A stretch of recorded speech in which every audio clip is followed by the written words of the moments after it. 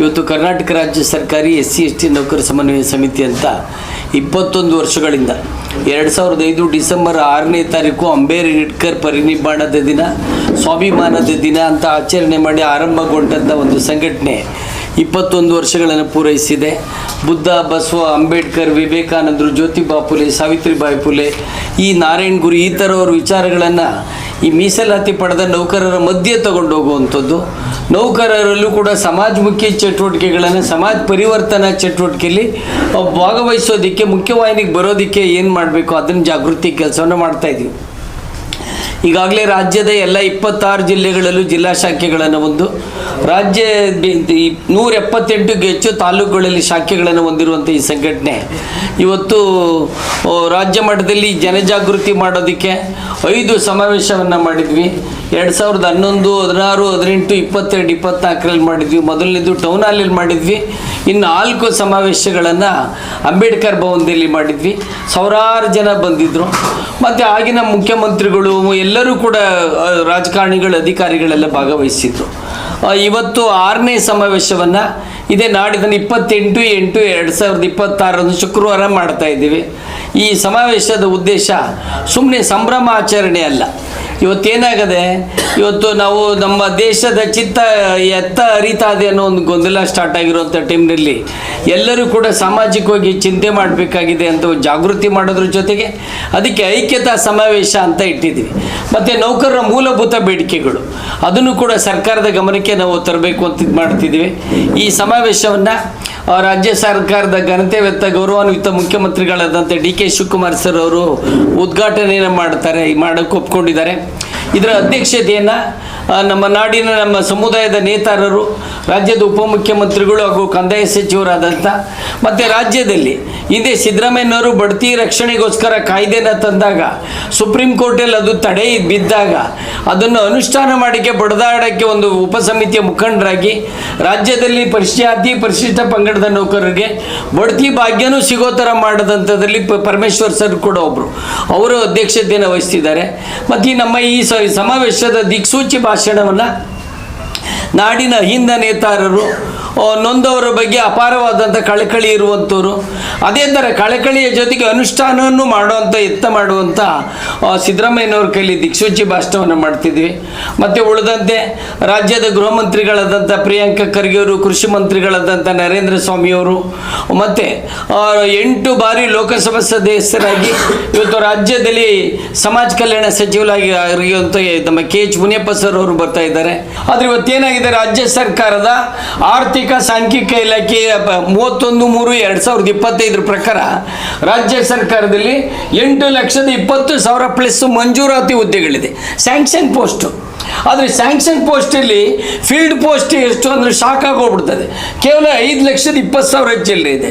ಈ ಮಾನ್ಯ ಮುಖ್ಯಮಂತ್ರಿಗಳಾಗಿದ್ದಂಥ ಸಿದ್ದರಾಮಯ್ಯ ಸರ್ ಮಾರ್ಚ್ನಲ್ಲಿ ರಾಜ್ಯದಲ್ಲಿ 83 ಲಕ್ಷ ಹುದ್ದೆಗಳು ಖಾಲಿ ಇದೆ ಅಂತ ಹೇಳಿದ್ರು. ಅಂದರೆ ಎಲ್ಲ ಒಂದು ಕಡೆ ಮಣಗಟ್ಟಲೆ ಖಾಲಿ ಹುದ್ದೆ ಇಟ್ಕೊಂಡು ನಿಮ್ಮ ಕಾರ್ಯಕ್ರಮ ಹೆಂಗೆ ರಿಸಲ್ಟ್ ಓರಿಯೆಂಟೆಡ್ ಆಗುತ್ತೆ? ಘೋಷಣಾ ಕಾರ್ಯಕ್ರಮ ಆಗ್ತೇವೆ ಹೊರತು ಫಲಪ್ರದ ಆಗೋದಿಲ್ಲ ಅಂಥೇಳಿ ನಾವು ಖಾಲಿ ಹುದ್ದೆಗಳನ್ನು ಭರ್ತಿ ಮಾಡಬೇಕು ಅಂತಿದ್ದೀವಿ.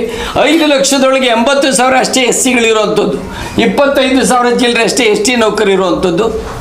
ಹಿನ್ನೆಲೆಯಲ್ಲಿ ಆ ಬೇಡಿಕೆಯನ್ನು ಕೂಡ ಇಡೋದ್ರ ಜೊತೆಗೆ ಇವತ್ತು ಎಲ್ಲರಿಗೂ ಕೂಡ ಗೊತ್ತಿದೆ, ಇವತ್ತು ಮೀಸಲಾತಿ ಪಡೆದೇ ಇರುವಂಥ ಜಾತಿನೇ ಇಲ್ಲ ಇಂಡಿಯಾದಲ್ಲಿ, ಯಾರೂ ಇಲ್ಲವೇ ಇಲ್ಲ. ಮೊದಲೇನಾಗೋರು ಮೀಸಲಾತಿಯಿಂದ SC/STಗಳಿಗೆ ಮೀಸಲಾತಿ ಕೊಟ್ಟು ದೇಶಾಂತರ ಗುಂಡಾಂತರ ಆಗೋಯ್ತು, ದಿವಾಳಿ ಎದ್ದೋಯ್ತು ಅಂತಿದ್ರು. ಇವತ್ತು ಮೀಸಲಾತಿ ಹಠಾವ ಒಂದು ಕಡೆ ನಡೀತಿದ್ರೆ ಮೀಸಲಾತಿನ ಸದ್ಯ ಇಲ್ದಂಗೆ ತಗೊಂಡು ಸುಖವಾಗಿರೋರು ಕೂಡ ಇದ್ದಾರೆ.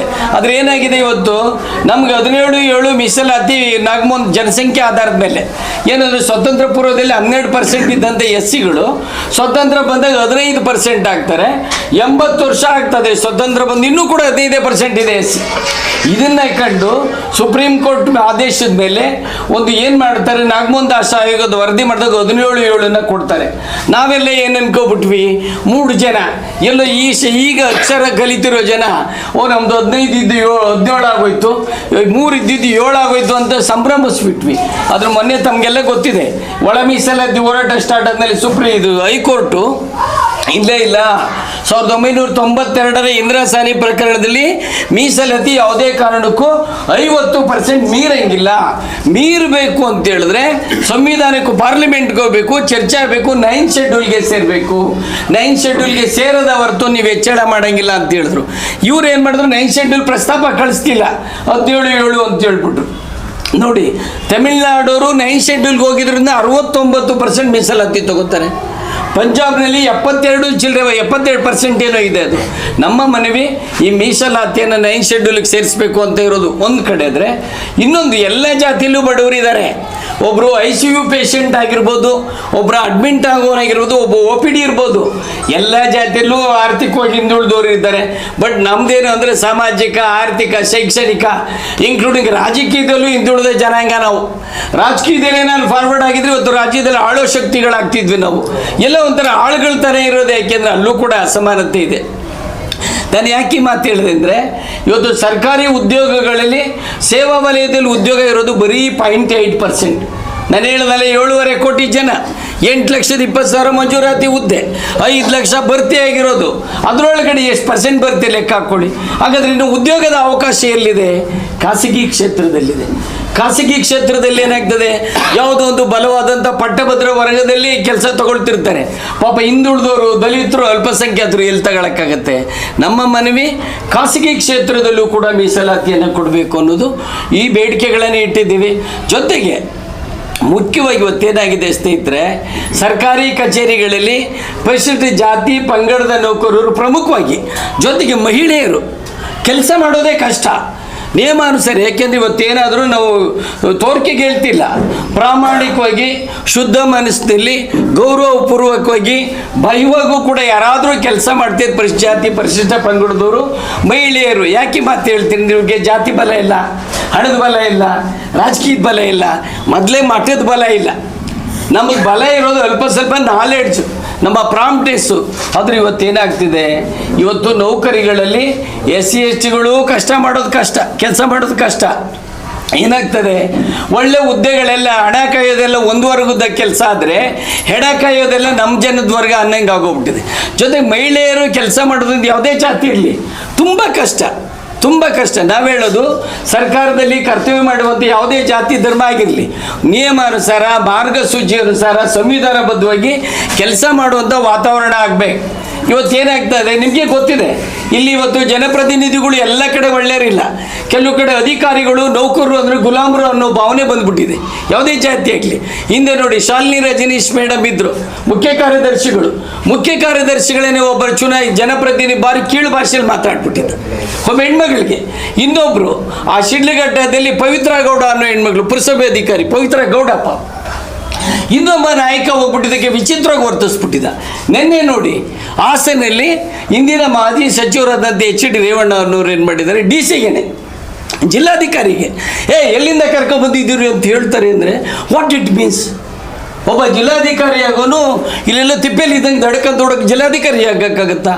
ಒಬ್ಬ ನೌಕರ ಕ್ಲರ್ಕ್ ಆಗಬೇಕು ಅಂದರೆ ದಡಬಡ ಅಂತ ಆಗೋಗ್ಬಿಡ್ತಾನ. ಒಬ್ಬ ಚೀಫ್ ಆಫೀಸರ್ ಬೇಕಾದ್ರೆ ದಡಬಡ ಅಂತ ಆಗೋಗ್ಬಿಡ್ತಾನ. ಎಲ್ಲ ಒಂದು ಕಡೆ ಈ ಫ್ಯೂಡಲ್ ಸಿಸ್ಟಮ್ ಬೆಳೀತದ, ಅದರೊಳಗಡೆ ಫ್ಯಾಸಿಸ್ಟು ಸೇರ್ಕೊಬಿಟ್ಟದ ಅನ್ನೋ ಅನುಮಾನ ನಮಗೆ ಕಾಡ್ತದೆ. ನಮ್ಮ ಸಂಘಟನೆ ಕೂಡ ಯಾವುದು, ಇವಾಗ ಶಾಲಿನಿ ರಜನೀಶ್ ಮೇಡಮ್ ಬಗ್ಗೆ ಒಬ್ಬ ಜನಪ್ರತಿನಿಧಿ ಮಾತಾಡಿದಾಗಲೂ ಬಹಿರಂಗವಾಗಿ ಪ್ರತಿಕ್ರಿಯೆ ಮಾಡಿದ್ವಿ. ಪವಿತ್ರ ಗೌಡ ಅಯ್ಯಮ್ಮ ಮಹಿಳೆ, ಇಲ್ಲಿ ಜಾತಿ ಎಲ್ಲ ಮುಖ್ಯ, ಮಹಿಳೆಯರು ಮುಖ್ಯವಾಗಿ ಬರ್ತಿರೋದು ಎಲ್ಲೋ ಸಾವಿತ್ರಿಬಾಯಿ ಫುಲೆ ದೆಸೆಯಿಂದ ಬಂದಿದ್ದಾರೆ. ಆದರೂ ಬಂದವ್ರೂ ಕೂಡ ಮಕ್ಕಳಿರೋ ಯಂತ್ರ ಇವರು ಅಂದರೆ ಹಿಂಗದು. ಅವ್ರ ಭಾವನೆಗಳಿಗೆ ಮಾನ್ಯತೆ ಕೊಡದಿರೋ ವ್ಯವಸ್ಥೆ ಎಲ್ಲಿದೆ? ಅದನ್ನೇ ಅಲ್ವಾ ಅಂಬೇಡ್ಕರ್ ಹಿಂದೂ ಕೋಡ್ ಬಿಲ್ ಮಾಡೋಕ್ಕೆ ಹೊರಟಿತ್ತು. ನಿನ್ನೆ ನೋಡಿ ಲತಾ ಕುಮಾರಿ ಅವರು ನೊಂದ್ಕೊಂಡು ಹೇಳಿದ್ದಾರೆ, ನಾವು ಸಂವಿಧಾನಬದ್ಧವಾಗಿ ಕೆಲಸ ಮಾಡ್ತೀವಿ, ತಪ್ಪಿದ್ರೆ ಕಾನೂನು ಕ್ರಮ ತಗೊಳ್ಳಿ. ನಾವು ಈ ಜಾತಿಲಿ ಹುಟ್ಟಿದ್ದೆ ತಪ್ಪು ಅಂತ ಹೇಳಿದ್ದಾರೆ ಅವರು. DC ಆದರೂ ಗೌರವ ಯಾಕೆ ಕೊಟ್ಟರೆ ಅದು she belongs to SC ST ತಳ ಸಮುದಾಯದ ಹೆಣ್ಮಗಳು. ಒಂದು ಜಿಲ್ಲಾಧಿಕಾರಿ ಆಗೋದನ್ನ ಸಹಿಸ್ಕೊಳ್ಳೋಕ್ಕಾಗಲ್ಲ ಅಂದರೆ ಪ್ರಜಾಪ್ರಭುತ್ವದ ಎಲ್ಲಿದ್ದೀವಿ? ಎಲ್ಲೋ ಅನುಮಾನ ಕಾಡುತ್ತೆ ನಮಗೆ. ಲಿಖಿತ ಸಂವಿಧಾನ ನಮ್ಮನ್ನು ಆಳ್ತಾ ಇದೆಯಾ, ಅಲಿಖಿತ ಸಂವಿಧಾನ ಆಲ್ರೆಡಿ ಡ್ಯಾನ್ಸ್ ಸ್ಟಾರ್ಟ್ ಆಗಿದೆಯಾ ಅಂತ. ಈ ಹಿನ್ನೆಲೆಯಲ್ಲಿ ಸ್ನೇಹಿತರೆ, ಸಂವಿಧಾನದ ಹಕ್ಕುಗಳು ಉಳಿಬೇಕು, ಮುಂದಿನ ಪೀಳಿಗೆ ರಕ್ಷಣೆ ಆಗಬೇಕು ಅಂದರೆ ಸಂವಿಧಾನ ಉಳಿಲೇಬೇಕಾಗಿದೆ. ಭಾರತೀಯರ ಭಾರತ ಆಗಬೇಕಾಗಿದೆ. ಇದಕ್ಕೆಲ್ಲ ವರ್ಗದ ಜನ ಕೂಡ ಐಕ್ಯ ಆಗಬೇಕಾಗಿದೆ. ಯುನಿಟಿ ಆಗಬೇಕಾಗಿದೆ. ಆಗದ ಹೊರತು ಭಾರತೀಯರಾಗಲ್ಲ. ಈಗ ಹಿಂದಿನವರೆಲ್ಲ ಕಂಡ ಕನಸುಗಳೆಲ್ಲ ಧೂಳಿಪಥ ಆಗೋಗ್ಬಿಡುತ್ತೆ. ಗಾಂಧಿ ಏನೋ ಕನಸಿದ್ರು, ಅಂಬೇಡ್ಕರ್ ಏನೋ ಭಯಂಕರವಾದ ಕನಸಿಟ್ಕೊಂಡು ಈ ದೇಶದ ಎಲ್ಲ ಜಾತಿ ಭಾಷೆ ಧರ್ಮದ ಜನರೆಲ್ಲ ಸಮನ್ವಯತೆಯಲ್ಲಿ ಫ್ರೆಟರ್ನಿಟಿ ಈಕ್ವಾಲಿಟಿ ಲಿಬರ್ಟಿ ಬದುಕಲಿ ಅಂತ ಮಾಡಿದ್ರು.